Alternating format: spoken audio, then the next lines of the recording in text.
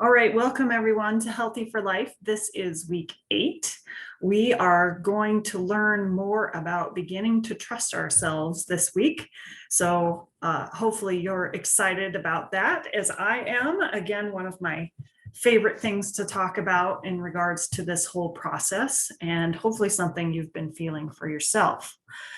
So let me get the presentation started.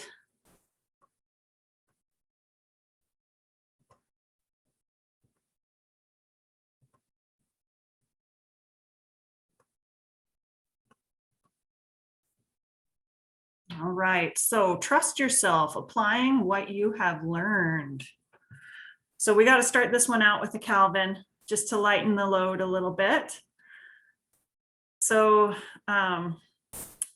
in this one, I'll give you a little background, because Calvin made a time travel machine out of a cardboard box, and he brought versions of himself from the past and the future. So he's coming in and he says, aha, here we are right at 7:30.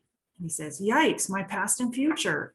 Put down that comic book and do your homework. Yeah, get your work done, you loafer. Hey, why should I do all the work? Either of you could do it, but I didn't at 6:30, and now it's 7:30. And at 8:30, it will be too late. This is your last chance. Now, are you going to start writing, or do we have to pound you? Hey, go ahead and hit me. My future self will be the one who hurts. So Calvin, part of the reason why I like it is, you've probably already figured this out, but part of the reason why I really like it is because it not only is amusing in the moment, but it does have deeper introspection, if you want to apply introspection to it. So the not procrastinating thing is definitely something that I've been working on this week with myself to get me moving still towards my goals. So I thought this was definitely applicable for our subject this week. So I'm going to tell you a story about a glass of water, because this is week 8. That's 2 months into the program. And while I know that most of you are still excited about the program, many of you are seeing good results. Some of you are frustrated, but in all cases, probably it's starting to wear on you a little bit. So I'm going to tell you a story about a glass of water, and it's not the one that you're probably thinking of. It's not the glass half full, glass half empty story. So the story I'm going to tell you about is a metaphor for this effort that you're putting in towards meeting your own health goals.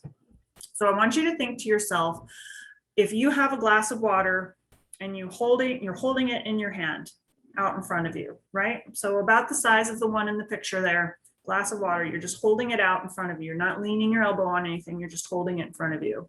When you first start doing it, it's no problem, is it? It's no problem at all.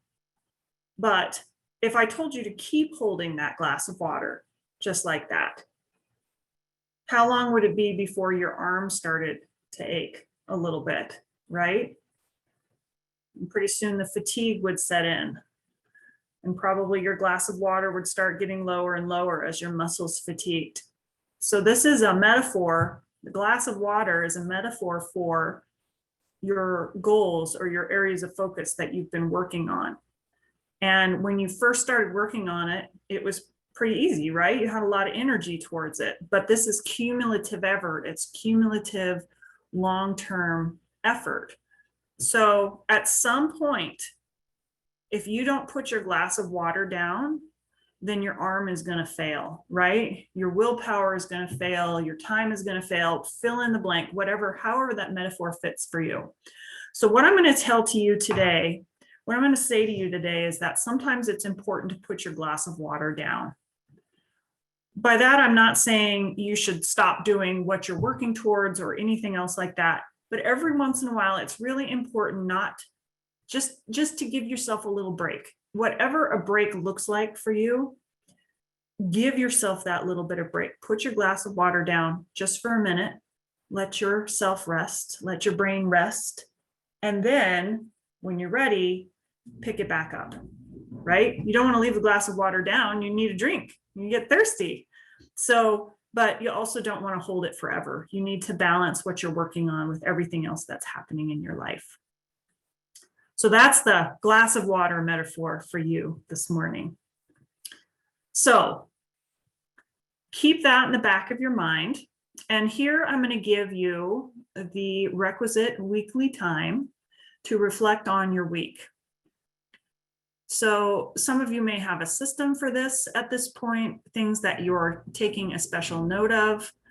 I think it would be fabulous if you wrote down something related to your goals, how it's going towards your goals, if you found anything that's helpful for you, any successes that you feel like happened this week,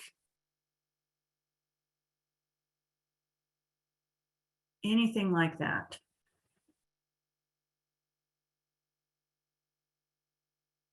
And if you have time and you've taken your weight this week, then make sure to track that on your chart as well.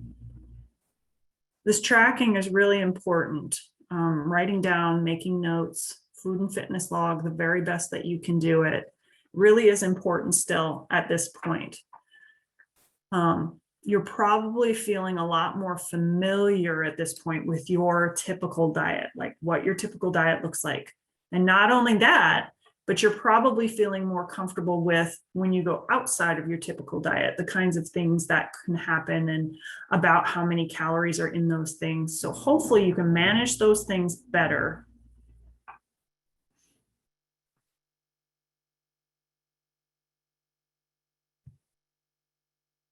So hopefully I gave you enough time.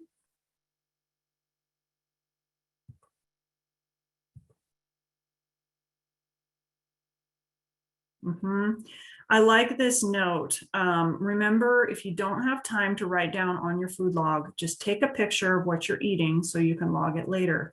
That's fabulous. Yes, remember that. And that's a great way to put your glass down for a little while, right? Maybe it's a busy day and you can just take a picture. Assuming you have a smartphone. I know most people do, but I also know not everybody does. So that's a great idea. Thank you for offering that. Any other feedback that any of you'd like to share on this week, or ideas, successes, challenges? Part of the great part about the group and being here together is that that's available to you. And I'm not saying that you have to think of it and type it in really quick right now. At any point during this webinar, if you think of something, challenges, successes, ideas that you've had, experiences that you've had, we'd love to hear that. Love to hear it. Expecting this weekend to be a blowout food-wise because of grilling, but I'm also including veggies on the grill. Yeah, that's a great idea. And that's a really good point. Is this upcoming weekend is a weekend that many of us will have get-togethers, we'll take maybe a special trip to go somewhere, and there are associated challenges that come along with that. So I love the idea of putting some healthy foods along with unhealthy foods, and just think about your plate when you're loading your plate to try and make half that plate vegetables. Because that will really help keep your calories down, generally speaking. And it's a lot easier than trying to look up your food and figure out, you know, what you're going to do if you're in a situation that's not your own home. I said no to barbecue pork and rice this week. Score for me. It's so delicious, but calorie heavy. So I was proud of myself. Yes. Huzzah. That's awesome. Everybody say huzzah. Great job, Misty. That is a challenge. And I know at this point, a lot of you can relate with what Misty is saying. There's that food that you really love, but it just doesn't fit. And you know that it's not saying no forever. It's just saying no for now so that you can keep making progress to that. Yeah, good job, Misty. Thank you for sharing. All right, so hopefully all that talking gave you some time to make notes as you would want to. So let's jump into the topic for today. What does trusting yourself look like? And if you notice the background there, I did ice on purpose because The ice is kind of like the barrier between you and certain death, it feels like. So trusting yourself is a lot like trusting ice. It's like trusting that the ice is firm enough for you to walk on and you're not going to fall through and fail. So I chose the picture on purpose. Hopefully you can relate to that. So trusting yourself looks like having the confidence to know you can make the right decision. Not just think about the right decision, but make the right decision. And I'm not saying that you make the right decision all the time. What I'm saying is, on average, most of the time, you're going to make the right decision. Because it's also about being able to forgive yourself and learn from mistakes. Absolutely. So, so important. That goes back to that resilience that we talked about last time. Trusting yourself means that you have self-efficacy, the knowledge that you can do it. And it also means that you have resilience in being able to forgive yourself and learn from mistakes to get better. Trusting yourself also means that you're getting confident enough to be able to step outside of your comfort zone. So for many of you, that might be these special events this weekend. Maybe up to this point, you haven't had anything that made you step outside this comfort zone, if you will, that we've established with this process. Making most of your things in your house and, you know, maybe a pattern of things that you eat each day. Stepping outside that comfort zone. This goes, like I said, it goes back to self-efficacy. Do you often wonder if something is all right to eat or do? If that's a question that you ask yourself, is something all right? Is this all right for me to eat or do? I am going to float the idea, as I do quite a bit, like to float ideas to you, that you know the answer to the question. You know if something is all right for you to do. That's trusting yourself. And it looks like Teresa had a comment. I'm trying to do the visualization of picturing my life in the future as a healthier person. Amy Cuddy on TED Talks has a 20-minute talk about how successful people fake it till you make it and can lead to progress. Yeah, I think I watched that TED Talk because she doesn't just say fake it till you make it. She expands on that and says fake it till you become it. Yeah. Is that the same one that you're thinking of? That is a really awesome talk. I think I've seen that before. Yes, yes. Okay, great. So yeah, everyone, that's a great resource. If you want a little extracurricular activity, look up the Amy Cuddy, Cuddy is how she spelled it. I think that's right, on the TED Talks. And if you raised a hand, I see somebody raised a hand. You can absolutely just type it in the chat box and I will answer your question. You could just be playing with the buttons too, and that's okay, I don't mind. So improving your decisions. This is about building habits in a supportive environment that you can keep. So the supportive environment, definitely here, hopefully each week, during this hour, this can be a supportive environment for you. It can be motivating, inspiring for you, a place where you feel like you can ask questions and get answers for those questions and just spend some time with like-minded people that are going through the same experience. So what we're trying to build is those long-term lifestyle changes, right? Making changes in a supportive environment that you're able to keep even after this program is over. Making decisions based on knowledge. This whole time, we've been building your knowledge base, right? You've been building your knowledge base, sometimes just through the simple thing of doing your food log every day. That expands your knowledge about food so much. So if you think back to what you knew before we started 8 weeks ago to what you know now, you probably know a lot more. And that's that benefit of that slow, steady progress that we were talking about, you know, where it's really steep at the beginning and then it starts to, at this point, maybe level off a little bit. It's not such a high, steep learning curve. Not to say you're not still learning, because you absolutely are. And you're experimenting with things in your own life about how things work for you. But that's what helps you make the good decision, right? your best guess as to what's going to work is going to be a better guess because you have all that knowledge underpinning that guess now. So the reason I put a picture on here of a renovation is because sometimes we don't have to rebuild our whole house, if you will, house being a metaphor for your lifestyle, thought process, whatever it is. Sometimes you don't have to rebuild the whole house. Sometimes you can just renovate part of it, the parts that need a little work. You don't necessarily need to build a new house. Now, some of you, maybe you will essentially by the time we're done. Maybe, you know, you'll fix that part and fix that part, fix that part, fix that part. And before you know it, you'll have, you know, all new house. But I'm here to say that that's probably more of a renovation if you choose to think of it that way. The next time you wonder what the right decision is, flex your brain, right? Just like you flex your muscles, flex your brain. I am fond of telling my class that the only muscle, the most powerful muscle in your body is your brain. It's not the biggest one, but it is the most powerful one because it's in charge of all the other ones. So the next time you say to yourself, is that okay? Should I do that? Should I do this? Or should I do that? Flex your brain. The idea is that you have the knowledge that you need to make the right decision for you. You really, really do.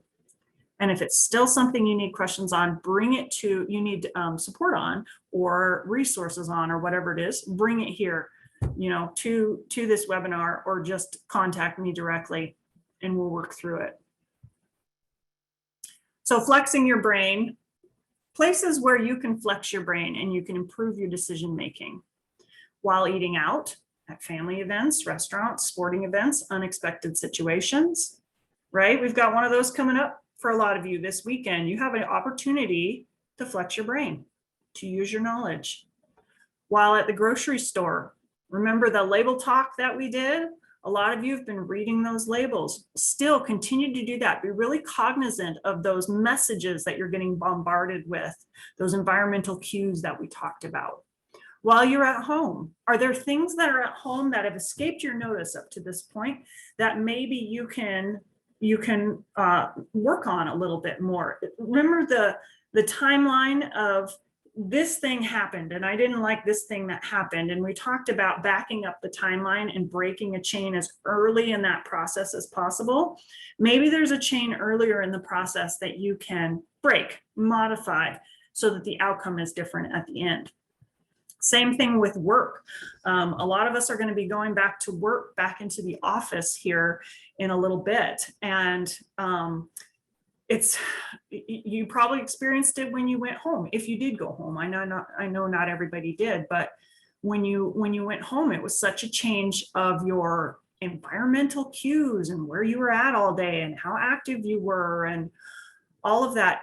We're going to experience it again when we go into the office. So think about being able to flex your brain and trust yourself as you go into that, maybe bringing in healthy snacks, maybe bringing planned overs from your meal the night before. Put a little thought process into what that's going to look like when you go back to the office. I've decided I don't like what the labels say. Emily, yeah, exactly. I don't like what the labels say either, especially ice cream labels, but we've talked about that. Yeah, I went to Costco and checked the sodium content on some pad thai. Oh my gosh, I did not buy it. Yeah, that is the power though. That is the power of label reading because it enables you to make a better choice. There again, exactly, you're flexing your brain, aren't you? You're flexing your brain at the grocery store because you're looking at that label and you're saying that sodium is too high for me. As good as this looks, I know that this sodium is too much for me. And you made a great decision. That's awesome. Good job. Tell us if you make it at home, how it turns out. All right, eating out. Here, see, great segue, great segue. Flex your brain where you're at restaurants. Plan ahead. If you know what restaurant you're going to go to, look at their menu online. Give them a call if it's something that you're concerned about. Say, you know, what's on your menu? Tell me how it's made. You know, you can kind of, if you do a little detective work beforehand, then you don't have to ask all those questions to the waitress that she may or may not know right then at the time. But it's totally okay to ask those questions from the waitress because she should know the answer to it if you don't have time to plan ahead. Ask for what you want. I always say that I am the waitress or the person who takes my food order. I am their worst nightmare because when I go through, like, I mean, I don't do fast food very often, but I have children, so let's be real, I do it sometimes. I do. I love it when I say that. So I will come through and I will say, I'm going to have the hamburger, no mayonnaise, no onions, no cheese, extra tomato, extra pickles, extra little lettuce. Right? And you can just see they're like, oh my gosh. Or I'll go into a sit down restaurant. I'll be like, I'm going to have this thing, but I want you to add chicken to it.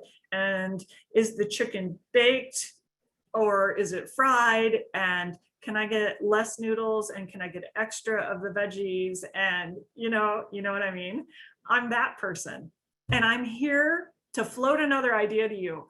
That is okay. Because when I do that, I get food that I like. 9 times out of 10, I get food that I like that fits in my diet.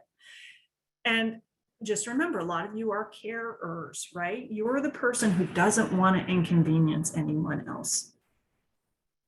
But I'm here to tell you it's okay to ask for what you want, and you should ask for what you want. It is okay to do that. That's what they're there for. And it also is awesome because the more people that come in and ask for those kind of modifications, the more that restaurants and places that serve food are likely to just start incorporating those things into their menus because they see that there's a demand for it. Take charge of your environment and choose foods carefully. That's kind of everything that I just talked about there. All of those things are important and doable when you're eating out so that you can have a good experience, go out, spend some time with friends, loved ones, family members, whoever it might be, coworkers, and still have a meal that fits with your goals. Menu examples. Oh, I wish I'd thought about this before I got here. I love this picture. It's just perfect, right? Does anybody else feel like this when they're looking at the menu? That's that planning ahead. It's the planning ahead thing. But if you don't have time to plan ahead, what are some things that you could choose off of a menu?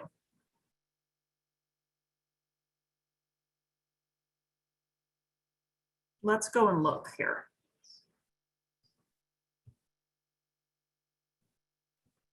So what's someplace that you want to visit? Let's go to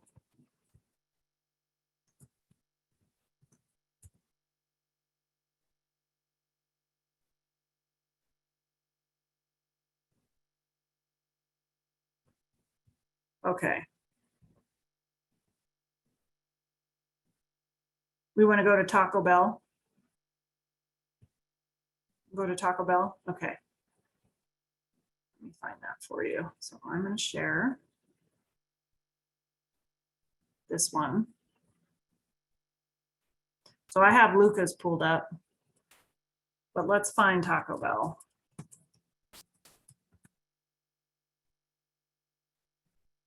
Oh, look at that right there. It says, oh,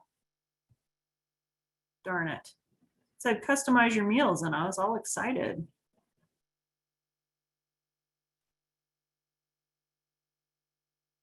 It has a secret fresco menu. Really? Oh, look at this one. Can you see this? The Taco Bell site? Can you see it? Is it up for you? Yeah, okay. Look at this. My cravings box has a sodium warning on it. Oh my gosh. That is too funny. Let's see if we can, ooh, veggie cravings. Look at that. I'm sorry for the food porn right at lunchtime. Hash brown, that's not a vegetable. Cheesy Fiesta potatoes, it's not a vegetable. Oh, look at down here though. Black bean. things. Oh, look, a power menu veggie bowl. Look at that. That's 430 calories. That would work. Yeah, I'd rather eat a Lucas too. No sour cream, no cheese. Good pico de gallo. Yes, yes, I'm a pico de gallo fan as well. Now, if you need a little bit of sauce, it's okay. But when you order it, maybe say, I want my sour cream on the side, or I want my guacamole on the side, so that you can choose how much to put in and you don't have just the dollop, like in the picture there on the power bowl. See, there's a huge dollop of that on there, and that doesn't need to be on there. You can ask for extra pico. You can ask for extra black beans. You can add lettuce. All of those kinds of things work. Black beans and rice, maybe not. Oh my goodness. Okay, so where's the fresco menu you're talking about? Sodium. The worst restaurant I could think of for sodium and calories. Yeah, it's true. Let's look at the menu. Let's see if I can find it. A secret fresco menu. Why is it a secret? Fresco.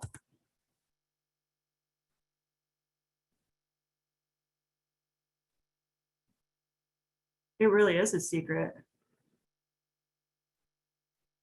Do you know where it is? The secret fresco menu?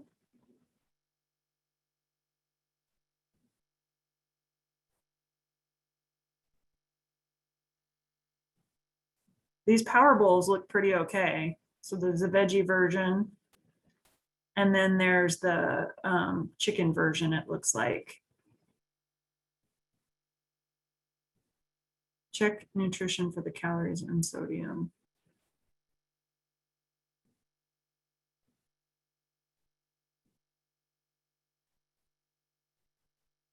Look at that. Do that all online. See if it has the. Oh, sodium is probably pretty high with this, I would say. You know what I'm fond of doing with burritos and stuff too, is I have them make it without the rice. Because I'm not, I mean, I'll eat rice, but I'm not a big fan of them in these kind of applications. I'll have them make it on a base of lettuce instead with the other toppings on the top. They look way better than what you get. That is for sure. It is basically no sauce, no sour cream, no cheese, but other spices, pico de gallo, that makes it still taste great. Yeah. So this is a great example of some place where you might not choose to go to, but maybe you're going to end up there. And how do you make a choice off of that menu? So is there any place else that you would like me to take you on a tour of, a menu tour of? Fresco, food fresco.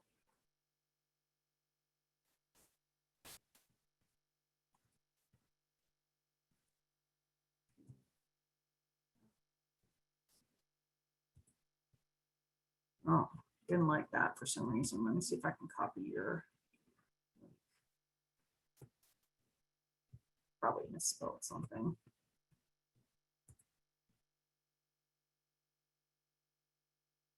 I wonder if it's just smaller portions. The fresco menu.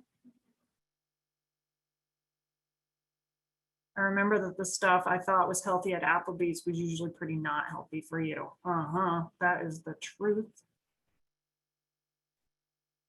5 on black. Yes. Any of you know what 5 on black is? Let's go there. I know they have one in Bozeman, Missoula, Great Falls. Helena doesn't have one. It's actually one of my favorite places to go for lunch. I really like it. So 5 on black. This is 5 on black. It's kind of like, the way I would think of it in my head is it's kind of like a bowl version of Subway. So you walk in the door, you choose, sorry for the food porn. You walk in the door, you choose I want this kind of meat. I want this, you know, to go with it. I want this sauce.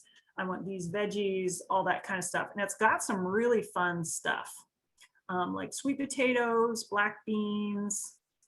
So here, this is what their menu looks like when you walk in the door. And so you choose your base, right? So you can do salad, you can do greens and rice, brown rice. Then you choose if you want chicken, beef, beet, sweet potato, and jicama, black beans, collard greens, sweet potato. The last time I was in there, I just told them that I want a little bit of each one because I like black beans, I like sweet potatoes, and I like collard greens. So I just said I want a little bit of each one, and they put a little bit of each one on instead of having to choose just one. The sauce, you can choose the sauce or not choose the sauce. Maybe just say I want the sauce on the side, because they can do that too, so that you can control it, because I think a lot of us have realized that the sauce can add a ton of extra calories and it isn't always entirely necessary. And then of course there's the toppings that go with it. So this is, as you can see from the options that are on here, this is a great, even low calorie lunch choice that is going to fill you up and not break your bank. Yeah, 5 on Black, I really like it. Any other comments on the 5 on Black menu? I feel like this one is pretty easy to choose a healthy meal from.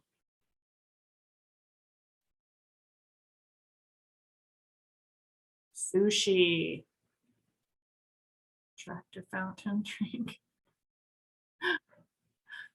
I don't know what a tractor fountain drink is either. It looks like Chipotle if you go for the bowl, not the burrito. Yeah, it does. It's just that the options that are on there are more of a Brazilian cuisine kind of flavor than more of a Tex-Mex kind of flavor.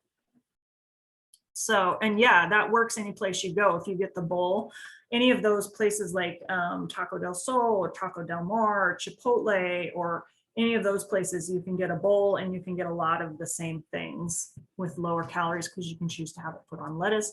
Mod Pizza, if you have ever been to Mod Pizza, they're an awesome place to go.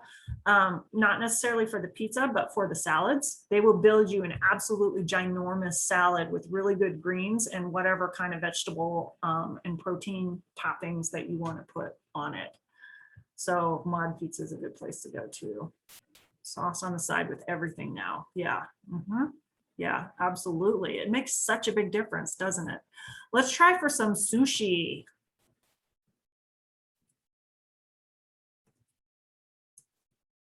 And if we're going sushi, oh, no, Sakatumi. I have to remember how to spell it. Saki. Or I don't know if that's how you spell it. Sakatumi. There we go. Okay, so let's think about sushi. So Sakatumi, Saki-tumi. You can see it up in the upper left there. I haven't gotten to go there yet, but I know people have been there and they say that it's absolutely fabulous if you can ever get up there and you like sushi. So let's look at their menu.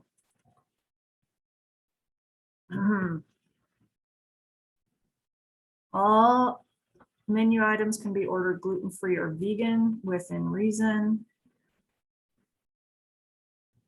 Okay. Let's look.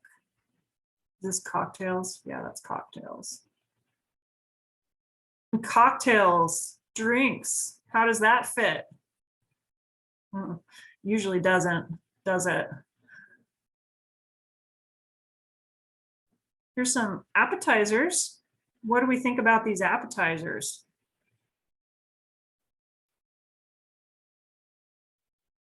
Any of you ever tried the wakame, the seaweed salad?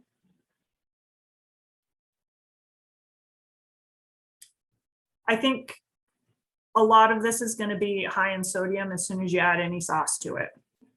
The wakame is probably high in sodium just because that's what you have to do to seaweed to make it taste good. But it would be a good nutrient-rich, lower calorie option. big old bear roll, or Clockwork Orange. How they measure up for calories. Look at the bear roll. See if I can find that. Poke bowl. Have any of you ever tried a poke bowl and as versus just, it's actually one of my favorite lunches to get at Safeway. Of all the crazy things, Safeway, here in Helen at least, makes really good sushi. And I always used to get the rolls, which I really like the Hawaiian roll and the dynamite roll. I like those. But I've been getting the poke bowls because I can control how much of the rice I eat when I get a poke bowl. So basically I can eat all the fish, all the cucumbers. I usually come home and I have dried seaweed in my cupboard at home. So I'll bring my poke bowl home and I'll tear up a bunch of dried seaweed and put it on top because I know it's nutrient rich and low in sodium. The dried seaweed is, so I'll put that on top. And then I'll eat all the toppings off the top. And I mean, I'll eat a little rice with it, but I don't have to eat as much as I do with the roll. So a poke roll is an interesting idea to still get that flavor of sushi with not quite so many calories with all the rice. And I'm not, let's see, bear roll or Clockwork Orange. Let me see. I don't see that on there, so I couldn't work through it with you. But if you look at the sashimi, that literally is just fish. That's a good option. You can literally get just the chunks of fish or the seafood that's on there. Like you can see they have all different varieties of seafood, and that's a great option. Great protein, omega-3s, not low in calories because it is high in fat, generally speaking. But that's a good idea too. Anything else with the sushi? I know sushi's not everybody's, but yeah, I love, that's what this whole section was about, was to let you guys look at some menus with us as a group so that you could look through the menu and kind of get the idea of how to look through a menu and kind of find things that will fit and still be delicious for you to choose. Okay. Enough of that. Have I made you hungry enough yet? Okay, let's go back to the slideshow.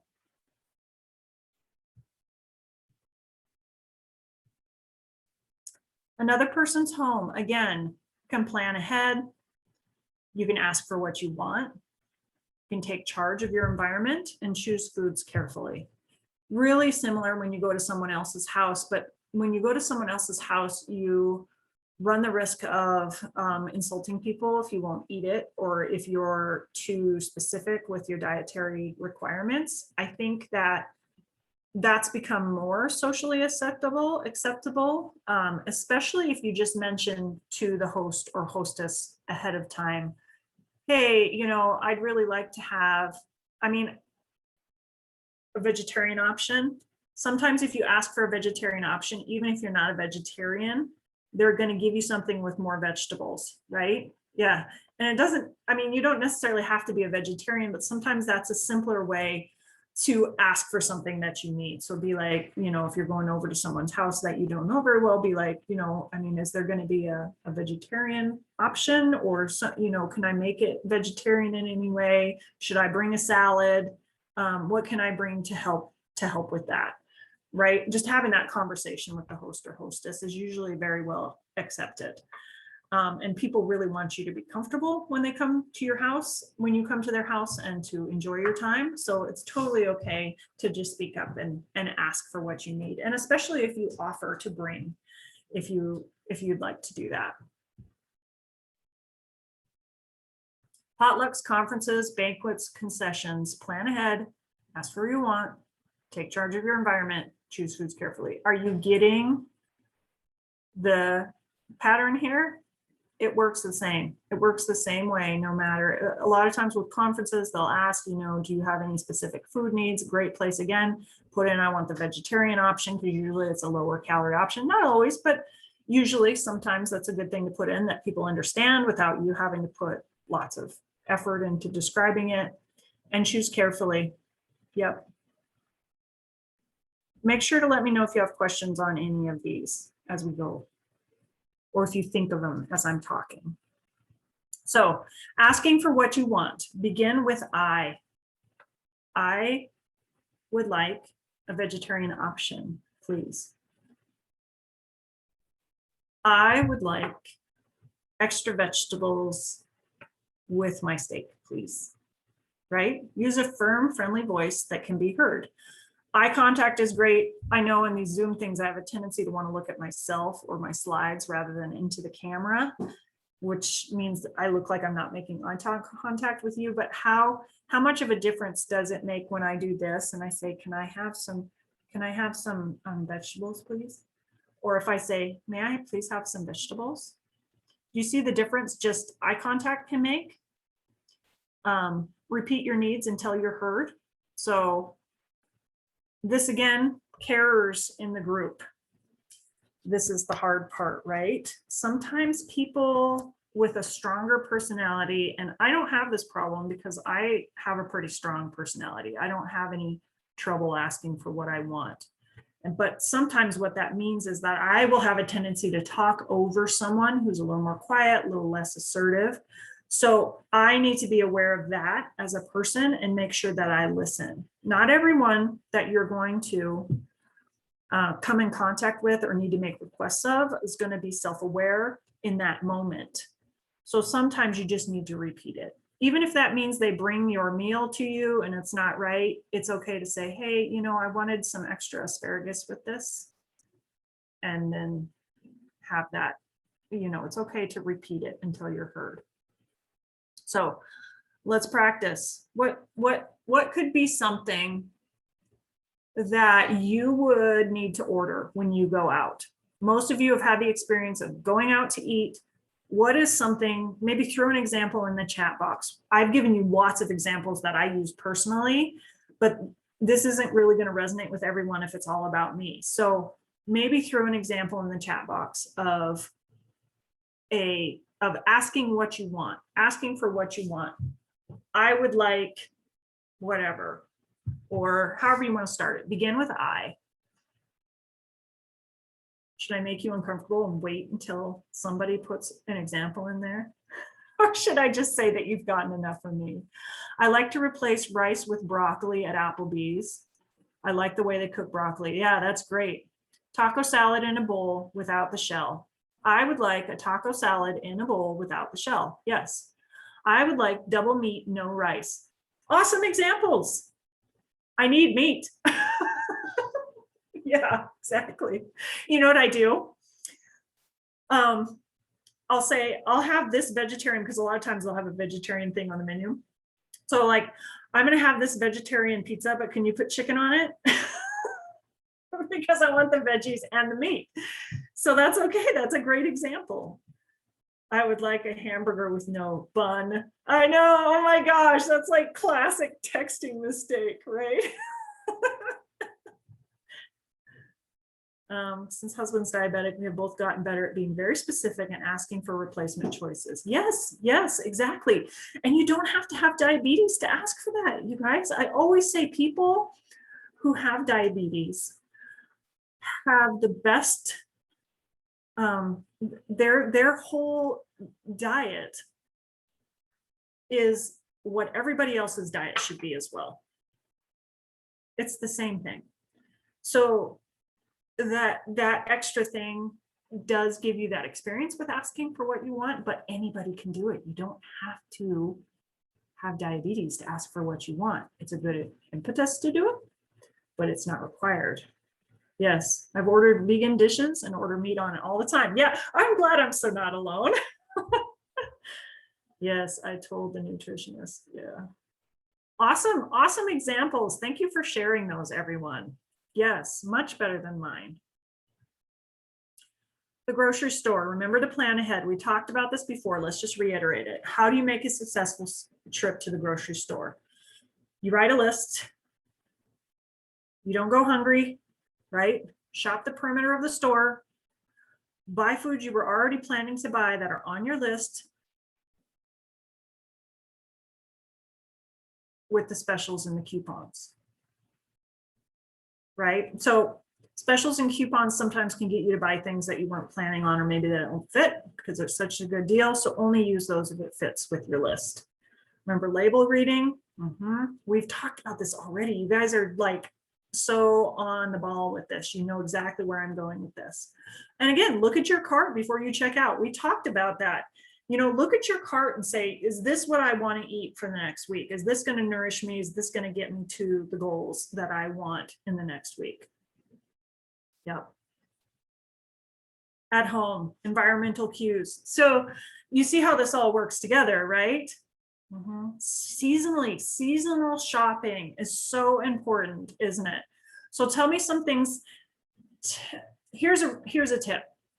You're going to find things that are in season when you go to the grocery store, especially fruits and vegetables, buy the things that are less expensive.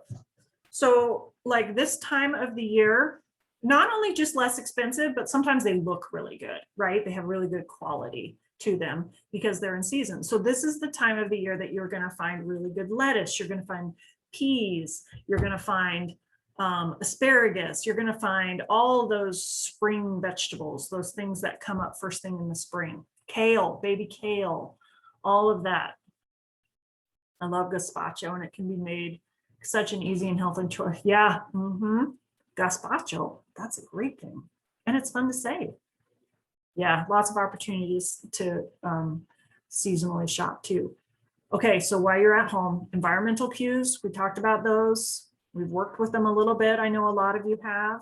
Social support, problem solving, right? Because your house is your safe place. It should be your safe place. So use all of those tools that we talked about in our previous webinars to continue to improve your home environment.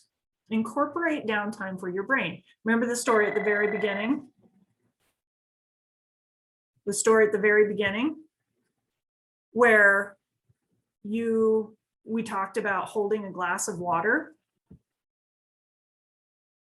Incorporate safe downtime for your brain, doing that in your home, in the place where you have the most control over your environment.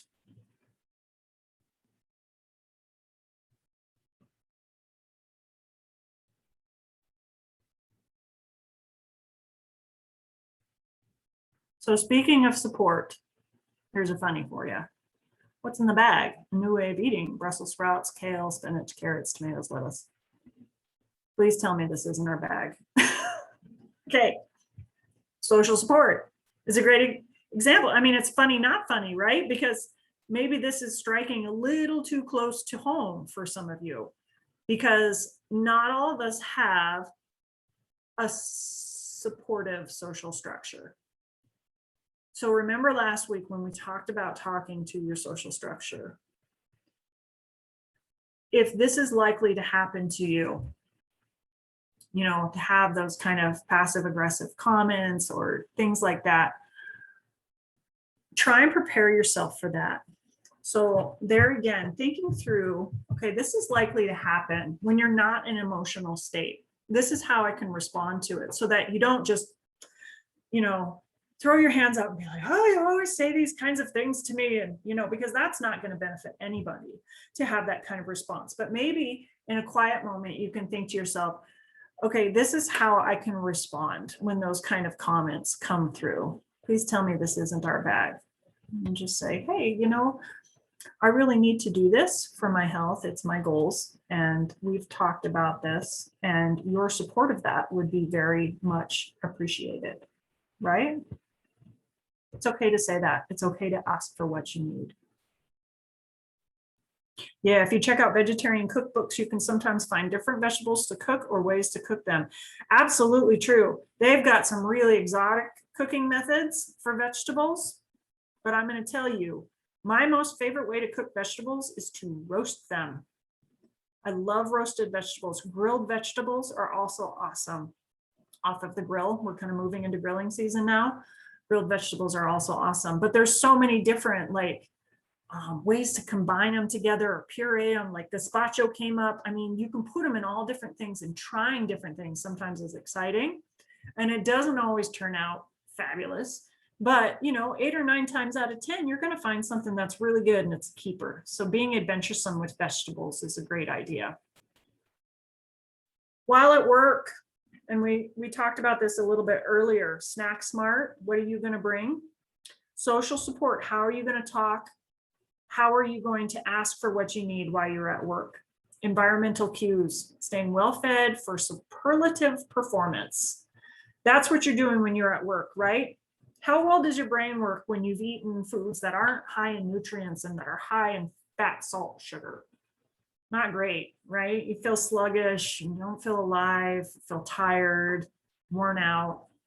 So, I mean, we all want to do our best at work. We all want to put our best foot forward. And I know you do. I know you do. I know you want to be proud of the work that you do.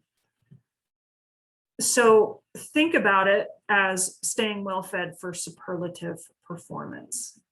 Think about it. Athletes think about this all the time because it really makes it has a direct line impact. It's easier to hide it when your brain isn't working quite as well as you need it to. But it's the same thing. Eating well is going to help you perform better at work, athletically, whatever it is that you want to do with your family. So there's more resources here. Let's try out this website. See if I can get you there. Okay, so here's a place for some ideas for you. And this is what it looks like. I'm not gonna, read it all for you, but the link is there in your slides for you if you want to go visit. And here, if you, when we were in that menu section, we were doing all the eating out stuff. If you were like, gosh, that just really didn't answer my question, or I want more information about that, this is a great place to get more information about that, to dive into it a little bit more. So you can see, search it, look for clues, check it out, use your words, say no, color your plate, have your way. All those things that we just talked about. Super important. So that's what that link looks like if you choose to go there. Oh. All right, so food and fitness log. I don't know how much it's going to change based on what we talked about this week, but maybe something really resonated with you, or maybe something happened in the last week where you feel like maybe some of those goals need to change a little bit. Especially with the food and fitness log, let's keep doing it. Let's keep doing it. Even if you're like me and you've not been great in the last week at actually doing your food and fitness log. Let's keep doing it. I'm going to make a verbal contract with you. I'm going to pick it up and I'm going to start doing it again this week. So let's keep doing it together.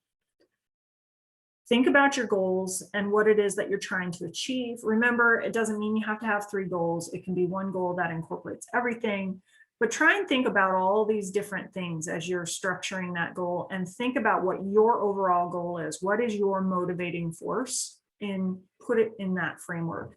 And then make sure that it's doable, something you're actually going to do. And take pictures. Yes. Food and fitness log, take pictures.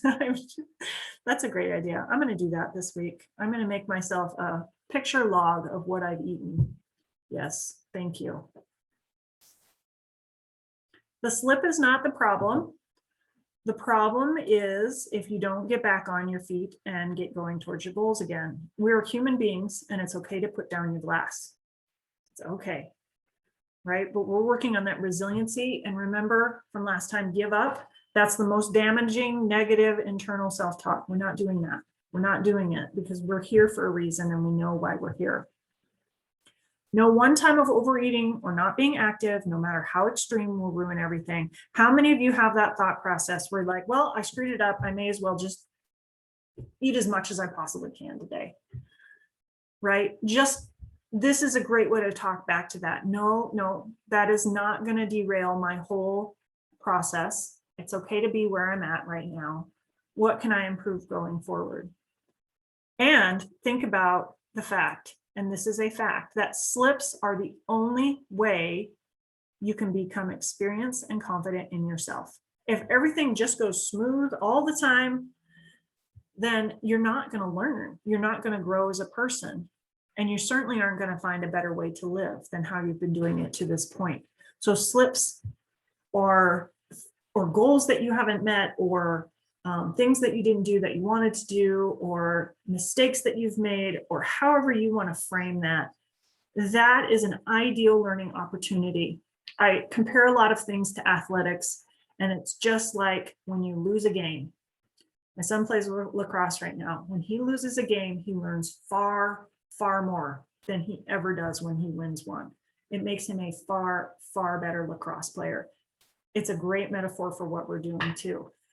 When we don't do it quite right, we learn so much more than we would if everything just went smoothly, and we can get better so much quicker. So this week, do what you've decided to do to meet your goals. If you're going to print things out for next week, make sure to do that. Record or take pictures of your food, and then bring that along with you to our next webinar. And I'm going to close this out with Calvin, as I usually do. If you still have, my son wrestles, I made him a shirt that says, whether I win or lose, I learn. Yep. If I win, I learn. If I lose, I learn. I learn more. Yes, exactly. So yeah, you get where I'm going with that.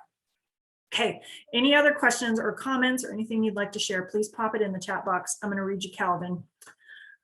Look, a snake, a big one. Do you think it's poisonous? It beats me. How can you tell? If it bites you and you die, it's poisonous. Har, har. So look how it glides along. It's almost like a liquid. I wonder how they do that. He's licking his tongue out. I think that's how they smell, but why would they smell with a tongue? Do snakes have eyelids? Do they sleep with their eyes open? Don't snakes eat mice? How could a snake swallow something bigger than its own head? Heck, we don't know anything about snakes. Maybe your mom will get us a book. Yeah, let's go see. We'll be experts. We'll learn all there is to know. Hey, wait a minute. It's summer. I'm on vacation. I don't want to learn anything. If nobody makes you do it, it counts as fun. Do you really think so? Cool. Yeah, right?